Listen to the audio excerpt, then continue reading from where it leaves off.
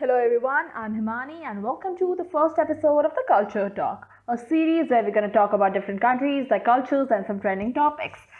So, to start with this series, I thought, since we are talking all about culture and different languages, different countries, why not start with my own country, that is India. So, in today's episode, we're going to talk about India and the Indian culture. Since, it's not possible to wrap everything about Indian culture in an episode of 15 to 20 minutes, I thought, we'll discuss some particular topics in this episode and maybe we can discuss the other topics afterwards. So, today we're going to discuss about Indian food, Indian languages, and marriages in India. So, let's get started. So, let's start with the first topic, that is food. So, when talking about food, India is divided into 28 states and every state has its own cuisine. And also, like when you move from one part to another in a given state, the cuisine changes massively. The food practices change massively. So there's not a particular number given of how many cuisines are there in India, but according to a report I found, there are around 31 cuisines in India. So I can't discuss everything. So I'll just tell you how a typical Indian meal looks like and what are some common practices while making Indian food. So to start with it, the main meal that Indians have has four components. So first is bread. So bread, basically we eat roti, which is a flat bread made out of wheat. It is round in shape and it is cooked on a pan. But there are a lot of variations that we keep doing in our bread. So you can add stuffing to the bread. So you can add vegetables, cheese, you can add sprouts to your bread, and then it's called paratha, and it is something which we eat a lot in a meal. If not roti, then we eat paratha. Roti is also called chapati or fulka in some parts of the country, or in different languages. So roti, fulka. This other than paratha, if you change the flour, normally roti is made out of wheat flour. So if you change it to say millet or if you change it to maize, so things it will become something else. But that bread is also eaten a lot, and you can cook this bread instead of on a flat pan. You can cook it in a tandoor. Tandoor is a metallic oven, like a clay oven, basically clay metal oven, which is used for cooking in India. Then you can either fry it. So if you fry it, it becomes puri. So we eat this different versions of bread. So basically rotis, parathas, kulchas, naans, these are all types of breads we eat in India.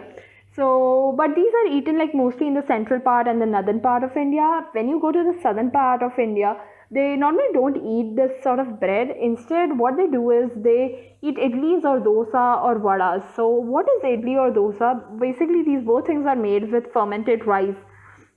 And what you do is, a dosa is basically like a rice scrape. So, that is dosa, and we eat idli. Idli is basically like a bun, steamed bun sort of thing made of fermented rice. So yeah, these two things are very famous in the south of India. And yeah, that is about bread. So the second component of an Indian meal would be rice. So Indians love rice. Especially in the southern part of India, rice is loved a lot. Also in in some states in northeast like Bengal, rice is eaten a lot. So when we talk about rice, we either eat the steamed rice, which is like simple steamed rice, or we add vegetables or meat to it, and then can be called as pulao or biryani. So basically we cook rice with vegetables or meat as well.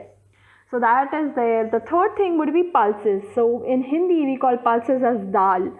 So we eat a dal lot. So dal is also a soup made out of pulses, and we use pulses we use pigeon pea, we use chickpeas, we use gram, we use things like kidney beans. So these are some of the famous pulses we use.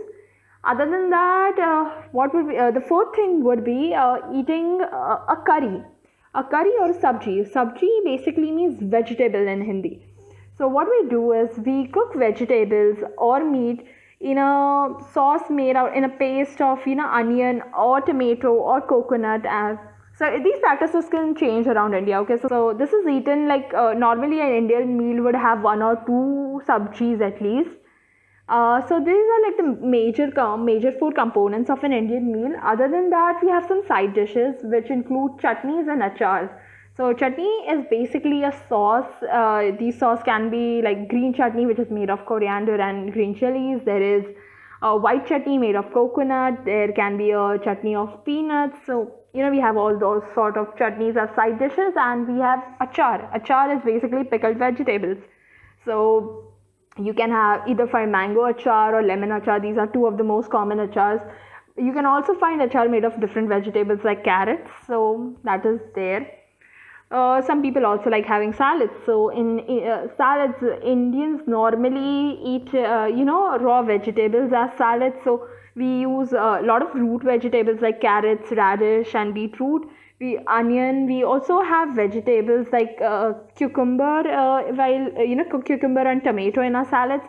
And we also do have a lot of sprouts in our meal. So as either you can have sprouts as your salad or in your parathas, stuffed in your parathas, or you can make a sabji out of it. So that is a very common practice we do. So except all these things, now we have the desserts. So some of the famous Indian desserts are barfi, which is basically made by reducing milk. Then there is jalebi, which is a funnel cake which is made of all-purpose flour. It is fried, so it's a fried dessert. Other than that, we have gulab jamun, kheer. And we have halwa. So these are like some rasgulla. So these are some famous desserts we have in India. Some things specific to Indian cooking are that Indian cooking includes a lot of use of masalas. Masalas are basically spices. So spices like cumin, we have cloves, we have a lot of turmeric, we have mustard seeds. So these are we have saffron. So these are some of the common spices we use while cooking. And other than that, the oil. So in India, there is no one particular oil which is used. As you move from one region to another, the oil changes. So in the south, mostly coconut oil is used. In the north, you will find use of mustard oil, mustard seed oil, sunflower oil. In some parts, sesame oil is used. Some people use olive oil, some use groundnut oil. So it changes a lot.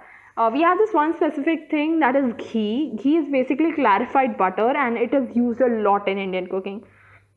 So I think this 7 minutes gave you a good idea of how an Indian meal looks like. So I'll add few links in the description. You can check them out if you want to know more about Indian food. It will give you a good idea about what all cuisines are available in India and how the food in different like how food is prepared in different regions in India. So do check them out if you're interested. So let's go ahead and discuss some misconceptions when it comes to food in India. So many people believe that Indians don't use spoon, which is a very big misconception because like in every restaurant you go in India, you are going to find spoons. We use spoons a lot, especially for eating rice and things like noodles. We use spoon a lot. Also, we do cook using spoons, so we do need them, okay? Only we use our hands normally while eating things like roti or like any sort of bread. When we eat, we use our hands. Otherwise, spoons are used. So the second misconception that people have is that all Indian food is spicy. So again, that is wrong. We know spicy food can cause really a lot of trouble. So we do have a lot of dishes which are not spicy. And there are like different regions. In some regions, spicy food is really famous. Like I live in Maharashtra. So in Maharashtra, you'll find this one chutney which is called thecha, which is made out of green chilies, which is really spicy. But if you go to places like Gujarat, in Gujarat I found like a lot of dishes weren't that spicy. Even in the south of India, I didn't find, like I went to Kerala once, so there I didn't find a lot of spicy dishes. So it depends. And also not all dishes are spicy. So yeah, the second misconception that all Indian food or like all Indian dishes are spicy is wrong. A lot of dishes in India are not spicy, and you can of course get a non-spicy version of any dish you want. So let's get to the third misconception, that is all Indians are vegetarians. So reports suggest that around 27 to 37% in India are vegetarians and the other population is non-vegetarian. So it is not true that all Indians are vegetarians. We do have a lot of non-vegetarian population. But the thing is that, the non-vegetarians in India don't eat non-veg like on daily basis. They might have it, once a week, twice a week. You might even find people who eat 7 days a week, but the number is pretty less. And also, I read it somewhere that people, researchers believe that some Indians lie about being vegetarian because there are some cultures, some religion in India which actually prohibit eating non-veg. So that can be one reason why people believe that all Indians are vegetarian because some cultures in India don't allow eating non-veg. But guys, we have around 70% population in India who eats non-veg. So you'll find some really good non-veg dishes here. You'll find Rogan Josh, which is made out of lamb, which is a very famous dish in the Northeast. You will find chicken tikka, which is again a very famous Indian dish. You'll also find other different types of non-veg. So do try them out. And yeah, all Indians are not vegetarian. So let's get to the next topic. So let's start with the second topic, that is languages. So India has 22 official languages. 22, I'm sorry. Okay, and there are 121 languages which are spoken by 10,000 or more than 10,000 people, and we have 13 scripts. Sorry, I'm just getting too much hyper. You shouldn't listen to K-pop while you are doing a video. Just a tip. Yeah. So the most spoken languages in India are Hindi, followed by Bengali, Marathi, Telugu, and Tamil. And since I love learning different languages, I thought, why not teach our viewers some Hindi phrases? So I'll be teaching you 5 basic Hindi phrases. So the first is hello. So if you go in India, everyone will say hello only because we use a lot of English in our daily conversations. We have mixed Hindi and English a lot. So we use hello a lot. But if you want to know the main word, like the basic word for hello in English, it is namaste. Namaste is mostly said by joining your hands and keeping your hands near your chest. Since it cannot be seen, I'm keeping it a little bit up. You'll keep it here. Okay. So that is namaste. Then the second most used phrase, I guess, like the most useful phrase would be how are you? So you can say how are you as kaise ho aap. This is a formal way of saying how are you. You can also say kaise ho tum or kaisa hai tu. Kaisa hai tu would be a very informal way of saying it. So kaise ho aap, basically kaise means how. Hai is a word like is or are, and aap is basically a formal way of saying you. So how are you?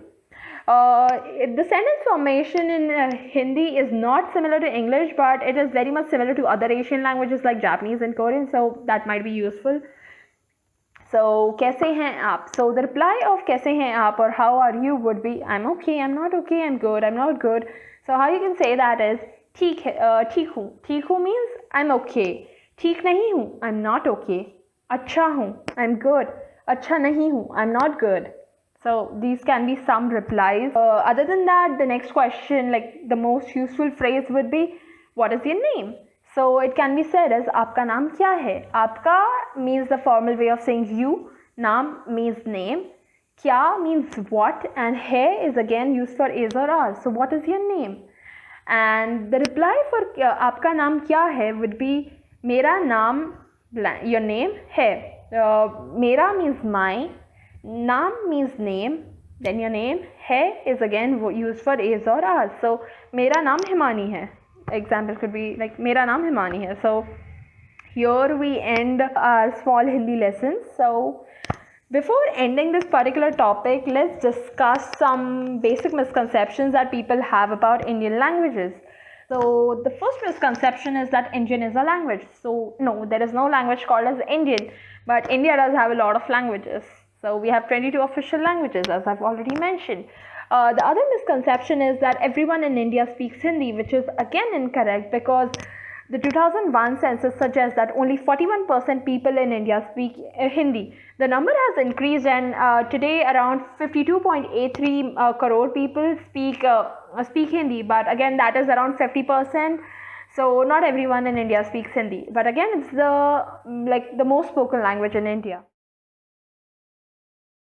So Indians love marriages. They consider it to be the big day of their life, and the current marriage industry in India costs around $50 billion. That is around 3.6 lakh crore rupees. So yes, we do spend a lot on this, and this industry is growing at a rapid rate of around 25 to 30% every year. It is believed that an average Indian spends between 20 lakh to 5 crore rupees on their marriage. That is around few Indians spend 1/5 of the total accumulated wealth in their lifetime on their marriage. So We do spend a lot of money on a marriage. It's considered a really important day in someone's life. So we cannot talk about Indian marriage without talking about marriage ceremonies in India. So an average marriage ceremony in India is 3 days long. So these we have a lot of ceremonies. Like in the main Hindu wedding, we have ceremonies like haldi, we have ring engagement, we have sangeet, which is basically like a musical night. We have various sort of pujas. Pujas basically means prayers. So we have a lot of prayers for the newly wedded couple. And we have the main wedding day, and we have a reception where we basically call all our family members and celebrate, have food, and like it's mostly the last day of the marriage. So these are some of the ceremonies we have in India. So 90% of marriages in India are arranged, and so a 2013 survey by IPSOS suggests that 74% of youngsters in India prefer arranged marriage. When I say youngsters, I mean people who like between the age of 18 to 34. So a lot of people in India prefer arranged marriages. So now when we talk about arranged marriages, many people people think that arranged marriage is a bad thing. But I would like to tell you this one thing, that arranged marriages in India have changed a lot in the last few years.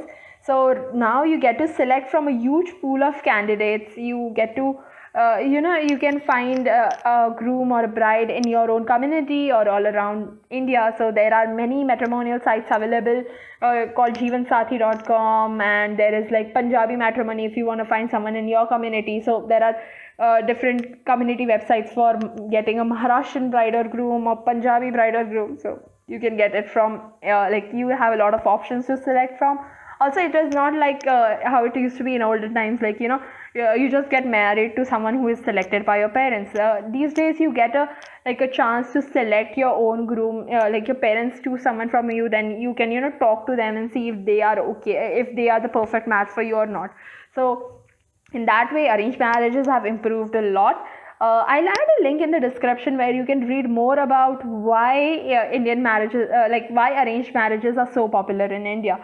So that is one doubt that people have about arranged marriages. I hope I was able to convince you that arranged marriages are not really that bad thing. And these days India has a trend of arranged love marriage. So basically you marry someone who is also liked by your parents, and you also like that person. So that is the concept we use a lot these days in India. So the third topic that we need to talk about is child marriage. So many people think that all Indians marry at a very young age, which is again very wrong. Child marriage is illegal in India. In 2006, the Indian government came with an act called the Child Marriage Prohibition Act, which basically makes child marriage as illegal. The legal age of marriage in India is 18 years for women and 21 years for men. And having child marriage is completely illegal according to the act. The act imposes certain, gives certain rights to police, such as arrest with no warrant, and this particular offenders are non-bailable. So yeah, it is a very strict law in India. But this law doesn't cover Muslim marriages because they come under Muslim personal law. So for other people, child marriage is illegal, and this law can be used against them if they are found guilty. But again, this practice is still done in few parts of India. So it is believed that 27% of women in India marry before they are 18, and 7% marry before they are 15. There is still a huge number of people who get married at a young age, but still this is an illegal process, and not all Indians do it. Most of us marry at a proper age of 25, 30, and between 25 to 30. So that is the general age, and the legal age is 18 for women and 21 for men. So I think that's too much to talk about marriage. So with this, we come to the end of our video. I hope you enjoyed the talk, and hope to see you in our next episode. Please do let me know if you have any suggestions for me for the next video. Bye.